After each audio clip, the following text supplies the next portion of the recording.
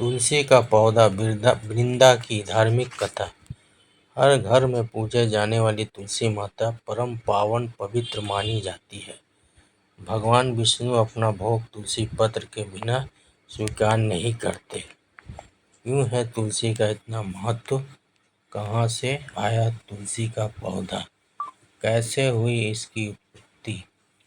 पौराणिक कथा, धार्मिक कथा।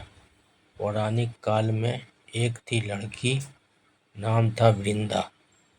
राक्षस कुल में उसका जन्म हुआ था। वृंदा बचपन से ही भगवान विष्णु जी के परम बड़े भक्त थी। बड़े ही प्रेम श्रद्धा से भगवान की पूजा किया करती थी। जब वह बड़ी हुई तो उनका विवाह राक्षस कुल में दानव राजा जलंधर से हो गया। जलंधर समुद्र से उत्पन्न हुआ था। वृंदा बड़ी ही पतिव्रता स्त्री थी, सदा अपने पति की सेवा किया करती थी। एक बार देवताओं और दानवों में युद्ध हुआ। जब जलंधर युद्ध पर जाने लगे तो वृंदा ने कहा, स्वामी आप युद्ध पर जा रहे हैं, आप जब तक युद्ध में रहेंगे मैं पूजा में बैठकर आपकी जीत के लिए अनुष्ठान करूंगी, और जब तक आप वापस नहीं आ जाते मैं अपना संकल्प पाठ नहीं छोड़ूंगी। जालंधर तो युद्ध में चले गए और वृंदा व्रत का संकल्प लेकर पूजा में बैठ गई। उनके व्रत के प्रभाव से देवता भी जालंधर को ना जीत सके। सारे देवता जब हारने लगे तो भगवान विष्णु जी के पास गए। सबने भगवान से प्रार्थना की तो भगवान कहने लगे कि वृंदा मेरी परम भक्त, मैं उसके साथ छल नहीं कर सकता। पर देवता बोले, भगवान दूसरा कोई उपाय भी तो नहीं है, अब आप ही हमारी मदद कर सकते हैं। भगवान ने जालंधर का ही रूप रखा और वृंदा के महल में पहुंच गए। जैसे वृंदा ने अपने पति को देखा, वे तुरंत पूजा में से उठ गई और उनके चरण छू लिए।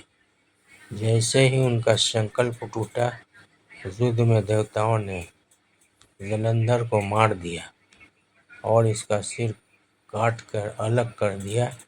उनका सिर वृंदा के महल में गिरा। जब वृंदा ने देखा कि मेरे पति का सिर तो कटा पड़ा है, तो फिर ये जो मेरे सामने खड़े हैं ये कौन है? उन्होंने पूछा, आप कौन हैं? इसका स्पर्श मैंने किया। तब भगवान अपने रूप में आ गए, पर वे कुछ न बोल सके। वृंदा सारी बात समझ गई। उन्होंने भगवान को श्राप दे दिया, तुलसी विवाह पत्थर के हो जाओ।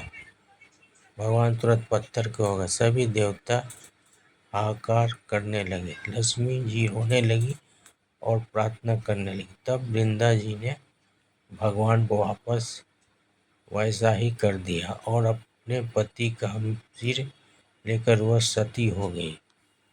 उनकी राख से एक पौधा निकला। तब भगवान विष्णु जी ने कहा, आज से इनका नाम तुलसी है और मेरा एक रूप इस पत्थर के रूप में रहेगा, जिसे शालिग्राम के नाम से तुलसी जी के साथ ही पूजा जाएगा, और मैं बिना तुलसी जी के प्रसाद स्वीकार नहीं करूँगा। तब से तुलसी जी की पूजा सभी करने लगे और तुलसी जी का विवाह शालिग्राम जिसके साथ कार्तिक मास में किया जाता है। देवउठनी एकादशी के दिन इसे तुलसी विवाह के रूप में धूमधाम से मनाया जाता है। तुलसी माता की जय, विष्णु देव की जय।